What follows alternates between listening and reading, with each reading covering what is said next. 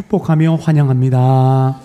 주님의 이름으로 축복하며 환영합니다. 여러분들은 살아가면서 어떤 사람들을 만날 때 기분이 좋습니까? 여러분들이 호감 가는 사람은 주로 어떤 사람입니까? 잘생긴 사람? 예쁜 사람? 또 날씬하고 또 몸매가 좋은 사람? 아니면 돈이 많은데 돈을 잘 쓰는 사람? 친절한 사람? 매너가 좋은 사람? 착한 사람? 사람마다 자기가 좋아하는 그런 사람들이 조금씩은 다를 수가 있어요. 근데 보편적으로 모든 사람들이 좋아하는 사람은 겸손한 사람입니다. 사람들이 왜 겸손한 사람을 좋아할까? 자기가 교만하기 때문에 겸손한 사람을 좋아하는 것 같아요. 좋은 글이 있어서 소개합니다. 한번 들어보십시오. 우리에게는 세 개의 손이 필요합니다. 오른손, 왼손, 그리고 겸손. 두 개의 손은 눈에 보이지 않지만 두 개의 손은 눈에 보이지만 겸손은 보이지는 않지만 느낄 수는 있습니다. 제3의 손, 살면서 꼭 필요한 손입니다. 겸손은 천하를 얻는다는 말이 있습니다. 늘 겸손한 사람이 되고 싶습니다. 겸손은 사람을 머물게 하고, 칭찬은 사람을 가깝게 하고, 넓음은 사람을 따르게 하고, 기쁨은 사람을 감동케 하니, 마음이 아름다운 자여 화향백리요 주향천리요 인향은 말리라 했습니다. 그대 향기에 세상이 아름다워지기를 바랍니다. 하는 말씀이 아닌데도 아멘 하시네요. 인간의 향기, 사람의 향기, 인향은 말리를 가는데 그 인향은 겸손에서 묻어 나온다고 생각합니다. 하나님은 어떤 사람을 좋아할까요? 사람들은 겸손한 사람을 좋아하는데 마찬가지로 하나님도 겸손한 사람을 좋아하십니다. 성경에 보면 시편 17절에 여호와여 주는 겸손한 자의 소원을 들으셨사오니, 시편 147편 6절에도 여호와께서 겸손한 자들을 붙드시고, 시편 149편 4절에 여호와께서는 겸손한 자를 구원으로 아름답게 하심이로다. 그렇다면 겸손이 뭘까요? 국어사전에 찾아보니까 겸손은 남을 존중하고 자기를 낮추는 태도가 있음을 뜻합니다. 어떤 목사님이, 제가 예전에 그분의 설교를 들었는지 하여튼 기억에 남는 겸손에 대한 정의가 있습니다. 겸손이란 뭐냐? 겸손은 사람 앞에서 조심하는 거다. 겸손한 사장은 직원들을 함부로 대하지 않습니다. 겸손한 사장은 직원들 앞에서도 조심히 말하고 조심히 행동한다라는 거예요. 저는 이 말을 하나님 앞에서의 겸손에 대입을 시켜서 말할 수 있겠습니다. 하나님 앞에서 겸손이 뭐냐? 하나님 앞에서 조심히 말하고 하나님 앞에서 조심히 행하는 것, 하나님 앞에서 조심하는 것, 이것이 여러분 겸손인 줄로 믿습니다. 그러므로 겸손은 사람과의 관계에서도 해당되는 덕목이지만 특별히 성경에서 보면 이 겸손은 하나님과의 관계에서도 해당되는 덕목입니다. 우리 그리스도인의 필수 덕목, 우리 그리스도인들의 최고의 덕목이 뭔지 아십니까? 그게 겸손이에요. 그 초대교부 어거스틴이 이런 말을 했습니다. 그리스도인의 최고의 모습은 첫째도 겸손이요, 둘째도 겸손이요, 셋째도 겸손이라고 말했습니다. 우리 예수님은 내 마음이 온유하고 겸손하니 내게 와서 배우라. 우리 주님의 겸손, 그 겸손을 닮아가는 것, 여러분 이것이 우리 하나님에게 정말 호감을 주는 여러분 사람인 줄로 믿습니다. 오늘 본문에 보면 남유다의, 지난주는 북이스라엘 왕 요아스 왕과 요아스 왕에 대해서 다루었어요. 근데 오늘 본문에 보면 남유다의 아마샤 왕으로 또 이렇게 바뀝니다. 이 아마샤 왕은 통치 초기에는 굉장히 겸손했어요. 근데 시간이 지나면서 우리 다음 주일날 묵상하겠지만 교만해집니다. 자, 근데 오늘 본문 속에서 요아스 왕의 겸손을 통해서 하나님은 우리에게 겸손이 뭐냐, 하나님 앞에서의 겸손이 뭐냐, 이것을 말씀하시고 또한 겸손의 결과가 무엇인가를 우리에게 보여주고 있습니다. 사랑하는 성도 여러분, 오늘 이 말씀을 통해서 사람 앞에서, 하나님 앞에서, 사람과의 관계 속에서, 하나님과의 관계 속에서 겸손한 저와 여러분들이 되시기를 주님의 이름으로 축복합니다.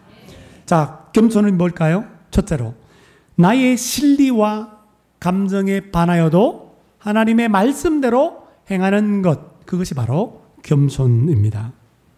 예루살렘 성전을 수리했던 남유다의 요아스 왕. 자, 북이스라엘에도 요아스 왕이 있고 남유다에도 요아스 왕이 있어요. 이름이 같습니다. 동명이인이니까 여러분들 헷갈리지 말고 성경을 잘 읽으시면 좋을 것 같아요. 예루살렘 성전을 수리했던 요아스 왕이 있었죠. 남유다에. 그 왕이 신하들에 의해서 살해를 당하고 죽었습니다. 그리고 그 아들 아마샤가, 오늘 본문에 나오는 이 아마샤가 25살의 왕이 되어서 29년 동안 통치를 했습니다. 아마샤 왕이 한 일이 뭡니까? 왕의 등극하에서 그가 한 일을 오늘 성경에 기록하고 있어요. 5절, 6절 상반절입니다.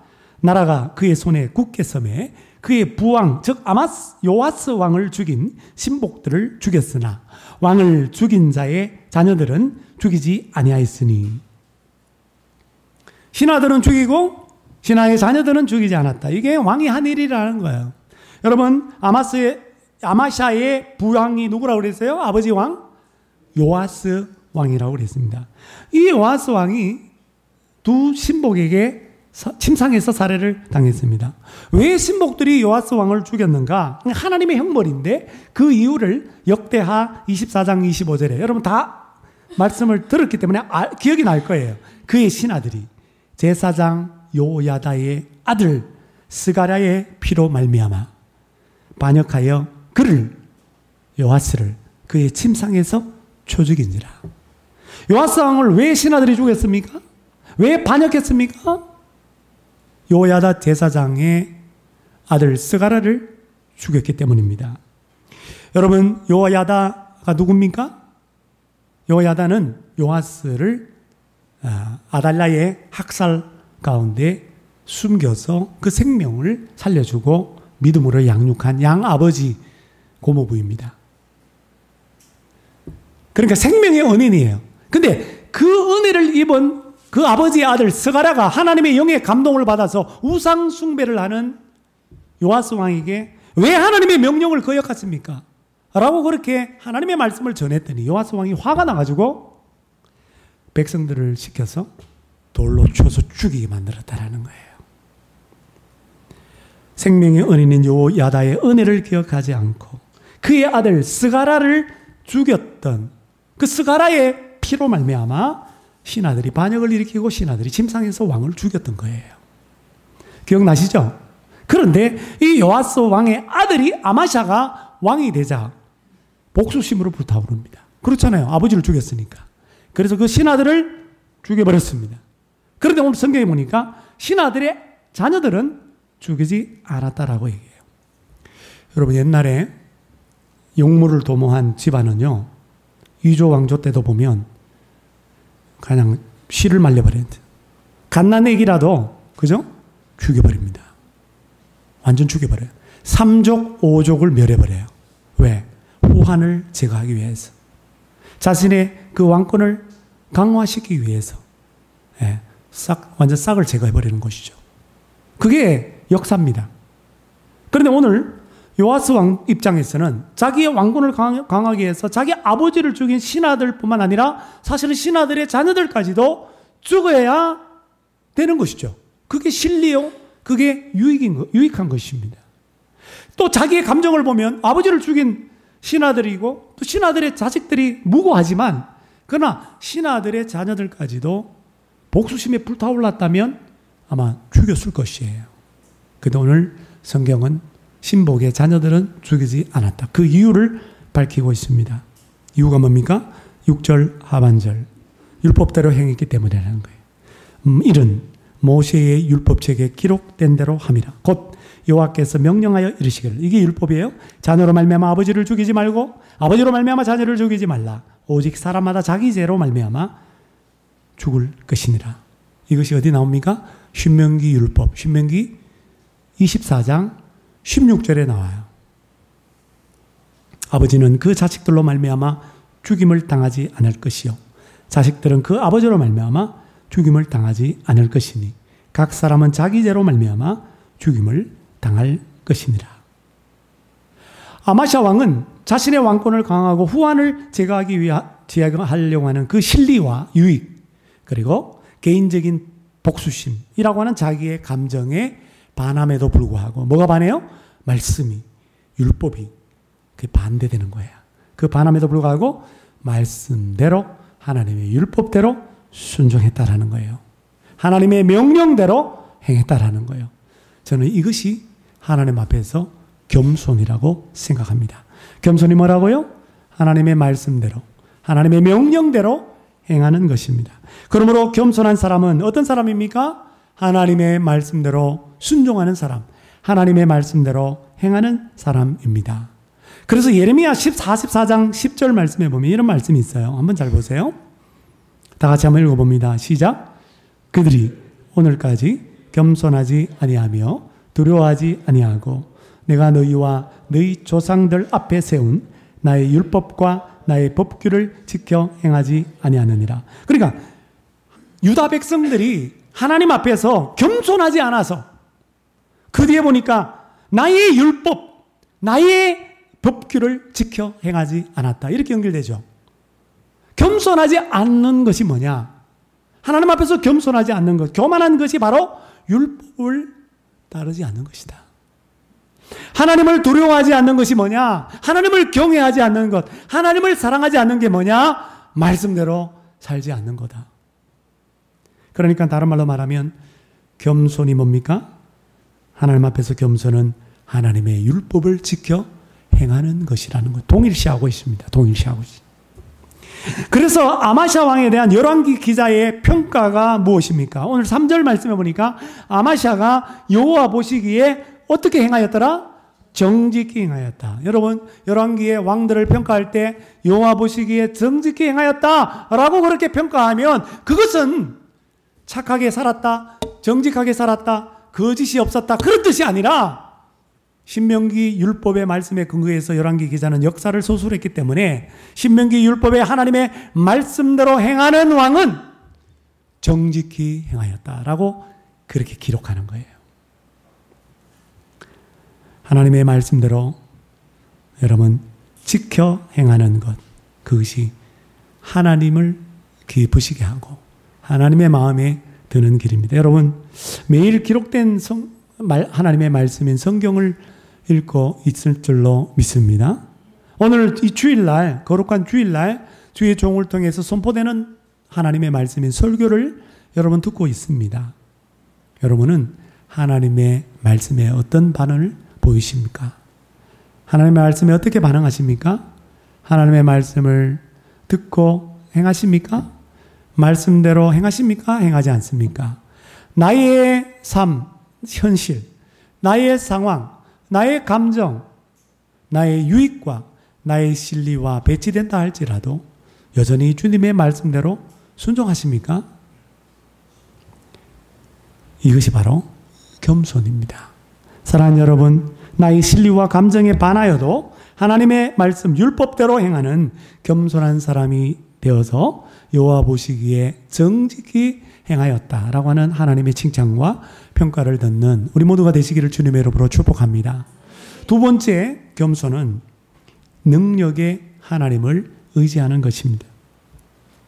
아마샤 왕이 되고 난 다음에 또 하나의 행적을 오늘 열왕기 기자가 기록하고 있습니다. 오늘 7절 말씀해 보니까 에돔과 전쟁을 해서 이긴 내용이 나오는데요. 에돔과 전쟁을 하는 그 과정을 역대기에서는 좀 더 자세하게 설명하고 있습니다. 에돔은 지금 여러분 요르단의 그 페트라라고 하는 인디아나 존스 촬영했던 페트라가 있는 그 요르단의 남쪽 지역을 말합니다. 이게 에돔 지역이에요. 그 위에 모압, 그 다음에 암몬. 그 요르단 땅을 최고 남쪽을 에돔 지역, 그 당시 지역이었습니다. 이 에돔이라는 나라는 다윗 왕이 에돔을 정복을 했어요. 그 다윗 때 굉장히 그 강성했고 나라가. 그래서 이 다윗 왕의 속국이 되어 있었습니다. 원래 에돔은. 근데 아마샤 왕의 중조 할아버지인 여호람 왕 때, 이것도 우리가 말씀을 함께 나누었어요. 열왕기하 8장 20절에 보면 에돔이 배반을 해요. 그러니까 반역을 일으킵니다. 그래서 유다의 손에서 자기 위에 왕을 세웠다라고 말해요. 에돔이 유다의 속국이기 때문에 에돔의 왕을 에돔 족속들이 마음대로 세울 수 없었습니다.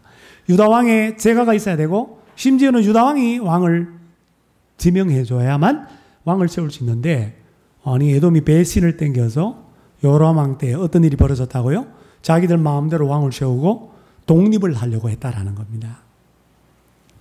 자, 정조 할아버지 여호람 왕으로부터 계속 할아버지, 아버지, 그 다음에 자기 대에 이르기까지 여전히 에돔은 유다를 반역한 상태에, 독립된 상태에 놓여 있었습니다. 그래서 아마샤 왕이 나라가 굳건해지자 에돔 정복을 계획한 것입니다. 그래서 역대하 25장 5절 6절에 보면 아마샤가 남유다에 전쟁에 나갈 만한 군인들을 모았어요. 20세 이상 남정들을 모아보니까 30만 명밖에 되지 않는 거예요.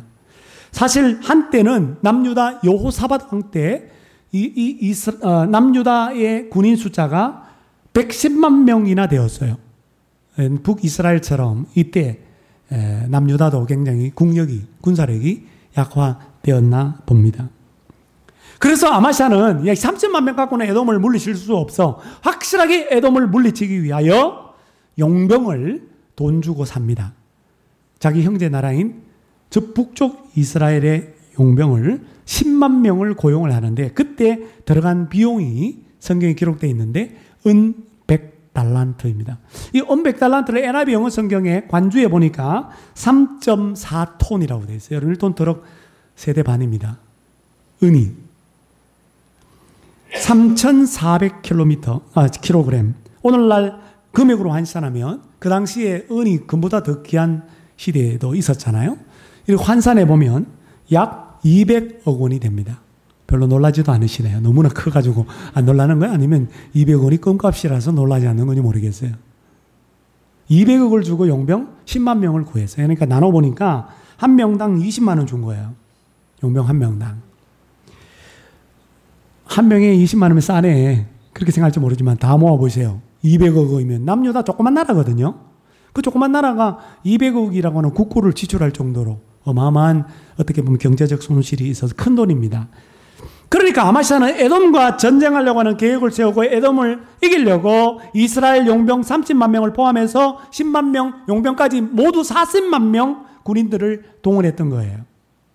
자, 그런데 역대기에 보면 재밌는 이야기가 있어요. 그때 어떤 하나님의 사람, 무명의 하나님의 사람, 선지자가 나타나서 이스라엘 용병의 전쟁 참여를 반대하고 났습니다. 역대하 25장 7절 8절. 우리 다 같이 역대하 25장도 여러분 읽으셔야 돼요. 오늘 집에 가시면 열왕기 오늘 14장 말고 25장, 역대하 25장도 읽어야 됩니다.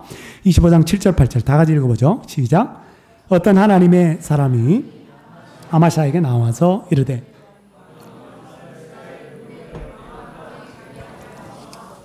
여호와께서는 이스라엘 곧 온 에브라임 자손과 함께하지 아니하시나니 왕이 만일 가시거든 힘써 싸우소서. 하나님이 왕을 적군 앞에 엎드러지게 하시리이다. 하나님은 능히 돕기도 하시고 능히 패하게도 하시나이다 하니. 이스라엘 용병과 함께 전쟁에 참여하지 말아야 될 이유를 세 가지를 제시하는데, 첫 번째는 하나님께서 이스라엘 군대와 함께하지 않는다라는 거예요. 아무리 많은 군사들을 거느리고 전쟁에 참여해도 하나님이 그 전쟁에 함께하지 않으면 패배할 수밖에 없는 거예요. 그래서 두 번째, 전쟁에 나가서 힘써 싸울지라도, 힘써 싸우소서 이 말은 뭐냐, 힘써 싸운다 할지라도, 왕이 힘써 싸운다 할지라도 하나님께서 그 전쟁에서 패배하게 할 것입니다.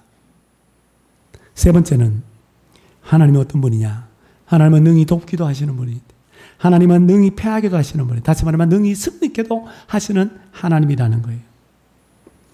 그러자 아마스 왕이 하나님의 사람에게 뭐라 하냐니까, 그러나 내가 100달란트를 이스라엘 군대에게 주었는데 어쩌냐. 여러분, 이게 왕이 무슨 소리를 하는 겁니까 지금? 돈 아까워 이러는 거예요. 이미 은 100달란트 200억 원을 지불했는데 환불 받을 길도 없고, 지금 우리나라 환불 못 받을까 봐 지금 난리 났잖아요 지금. 줄 서서 기다리고 막 난리 났잖아요. 환불도 못 받는데 이거 아까워서 어쩌나. 왕은 여전히 돈에 관심이 많아. 이거 잃었다라는 거야. 용병을 다시 돌려보내라고 그러니까. 이미 지불했는데 어떡하나. 그때 하나님의 사람이 뭐라고 말합니까? 여러분 보세요. 이거 한번 읽어보세요. 여러분, 역대하 25장 9절 하반절 시작. 하나님의 사람이 말하되 여호와께서 니 이보다 많은 것을 주실 수 있나이다. 은인 100달란트 200억 원 아까워 어쩌나. 그랬더니 뭐라 그래요? 하나님은 200억보다도 더 많은 것을 주실 수 있는 분이십니다. 할렐루야. 아멘 하세요. 여러분 아멘 크게 하세요. 우리 돈 좋아하시면서 왜 이렇게 아멘을 크게 안 해? 그렇습니다. 여러분 잃어버린 돈 아까워하지 마십시오. 속상해하지 마십시오. 하나님은 그 잃어버린 돈보다도 더 많은 돈을 주실 수 있는 분인 줄로 믿습니다. 이에 아마시아 왕이 그 하나님의 사람의 말을 듣고 에브라임은 그 이스라엘 그 땅이잖아요. 거기서 이스라엘 용병들을 해산시켜 버려요. 집으로 돌아가라, 고향으로 돌아가라. 자신이 계획을 세우고, 에돔 정복이라고 하는 계획을 세우고 그 계획을 준비를 철저하게 하다가도 하나님께서 하지 마라! 하나님이 함께 하지 않는다. 하지 마라. 하나님만을 의지해라. 군대를 의지하지 말아라. 그렇게 말씀하실 때 그걸 내려놓는 것, 그 계획을 내려놓는 것, 자기의 그 계획을 이루기 위한 그 방법을 내려놓는 것, 이 쉬운 일이 아니에요. 그런데 오늘 아마시아 왕은 하나님의 사람의 말을 듣자마자 그대로 자기의 모든 계획, 그 방법을 내려놓았습니다. 여러분, 우리가 이것을 배워야 합니다. 여러분, 아마시아 왕은 하나님의 사람의 말에 순종하여서 정말 도울 능력이 있는, 돕기도 하시는 하나님, 잃어버린 그 200억보다도 더 많은 돈을 주실 수 있는 그 하나님을 의지했습니다. 이게 뭐라고요? 이게 겸손입니다.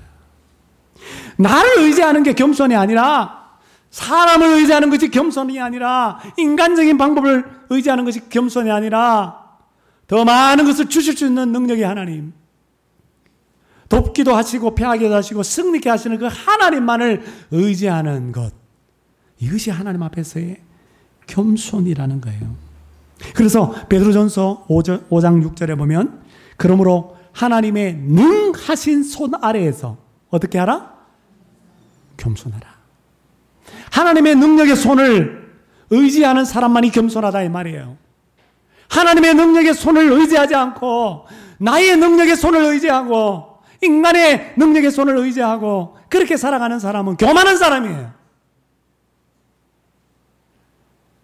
하나님의 능력의 손을 의지하는 것, 그 능력 아래에서 겸손한 오늘 우리 모두가 될 수 있기를 주님의 이름으로 축복합니다. 아마사의 이 겸손, 두 가지 겸손을 말했습니다. 나의 실리와 감정에 반대되어도 주의 율법, 말씀, 명령대로 행하는 것, 그리고 능력의 하나님을 의지하는 것. 이 겸손으로 말미암아 어떻게 됩니까? 결과가 뭡니까? 겸손의 결과는 에돔과의 전쟁에서 대승이었습니다. 7절 말씀 열왕기입니다. 아마시아가 소금 골짜기에서 에돔 사람 몇 명을 죽여요? 10,000명을 죽이고 또 전쟁을 하여 셀라를 제하고 이름을 욕드엘이라 하였더니 오늘까지 그러하니라. 여기 소금 골짜기가 나오는데 염곡입니다. 사무엘하 8장 13절에 보면 다윗이 에돔을 물리칠 때 그 장소가 어디냐? 염곡 소금 골짜기였어요. 거기서 18,000명의 에돔 사람을 다윗이 죽인 적이 있습니다. 현재 이 소금 골짜기가 어디냐? 많은 학자들의 추측이 있는데 현재 에스삽카라고 불리는 사해 가보셨죠? 다는 안 가보셨죠? 사해 최남단에 가라앉아 있는 평원입니다. 그래서 이곳은 소금으로 형성된 능선이 둘러싸여져 있기 때문에 그것을 가리켜 소금 골짜기, 염곡이라고 불렀다라는 거예요. 역대기에서는 유다의 승리를 하나 더 묘사하고 있는데요. 역대하 25장 12절입니다. 제가 읽겠습니다. 유다 자손이 또 몇 명? 10,000명을 사로잡아 가지고 바위 꼭대기에 올라가서 거기서 밀쳐 내렸더래요. 그들의 온몸이 부서지게 하였더라. 그러니까 10,000명을 죽였을 뿐만 아니라 소금 골짜기에서 10,000명을 끌고 가서 바위 꼭대기에 올려서 밀어가지고 절벽에 떨어뜨려 죽였다라네. 에돔 군인들을. 이 바위 꼭대기가 어디냐? 이 바위 꼭대기가 학자들의 추측에 의하면 페트라입니다. 요르단의 페트라입니다. 인디아나 존스 촬영했던 그 페트라라는 거. 여러분 가보셨잖아요? 아니, 다는 안 가보셨지만 거기 보면 페트라를 보니까요. 야, 그 바위 깎아가지고 그 안에 신전을 만들고 거기에 또 무덤을 만들고 사람들 거주지로 만들고 그 깎아지르는 그 절벽 위로 끌고 올라가서 거기서 밀어서 죽였다는. 에돔 사람 그럼 몇 명 죽인 거예요? 20,000명을 죽인 거예요. 대승이 있죠, 대승. 다윗도 18,000명밖에 못 죽였는데, 18,000명인데 20,000명을 죽였으니까. 그러므로 이 아마쇼의 겸손, 이 능력의 하나님을 의지함으로 말미암아 하나님이 에돔과의 전쟁에서 이 아마샤 왕이 승리할 수 있도록 해주신 줄로 믿습니다. 한편 아마샤 왕이 돌려보낸 이스라엘의 용병들 돌아가면서 무슨 짓을 했는 줄 아십니까? 역대하 25장 10절입니다.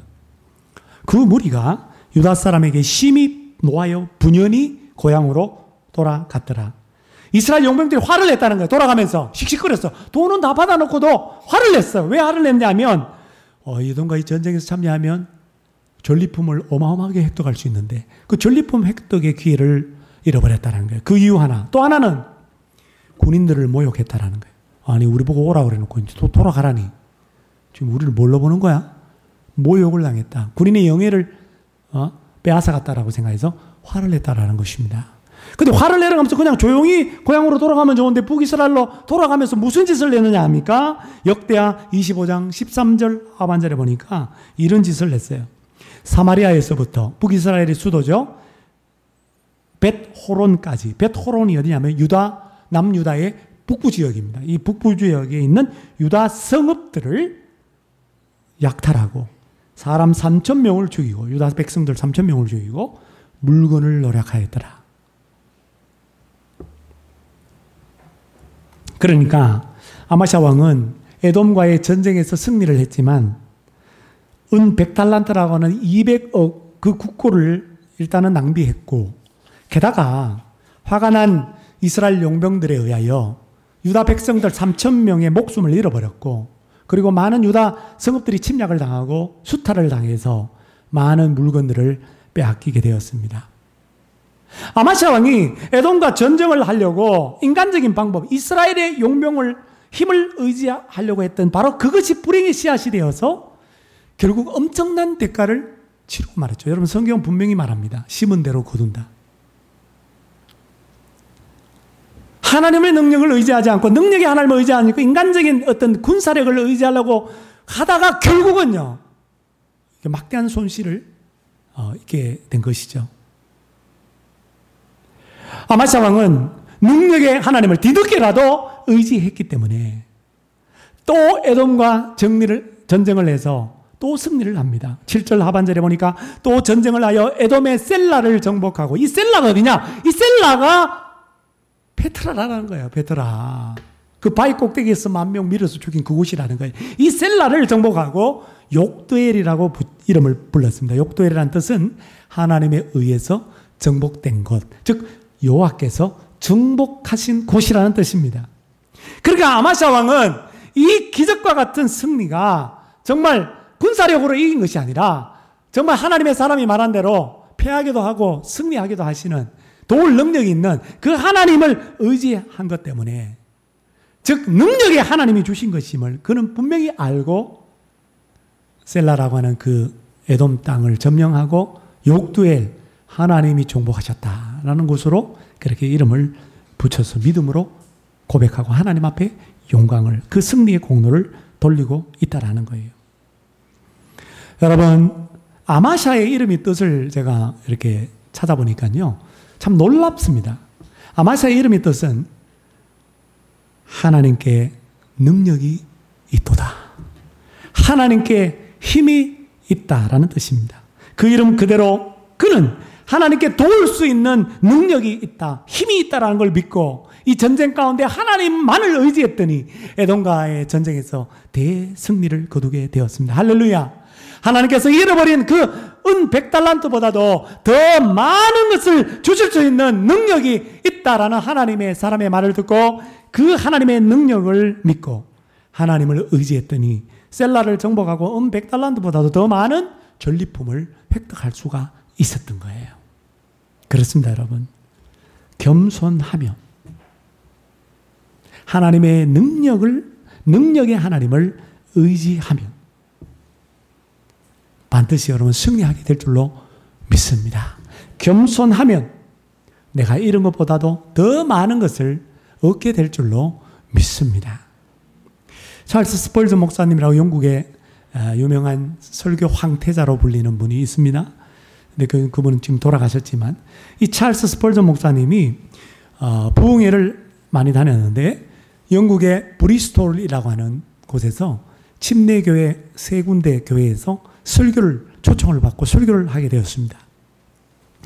목사님의 계획은 뭐냐면 이 부흥회를 통해서 얻은 헌금을 가지고 자기가 심호하는 런던에 있는 이 교회가 운영하고 있는 고아원, 이 고아원의 고아들을 도우려고 하는 그런 계획을 세웠습니다. 얼마가 필요하냐 하면 300파운드 모금할 계획을 가지고 설교를 했습니다.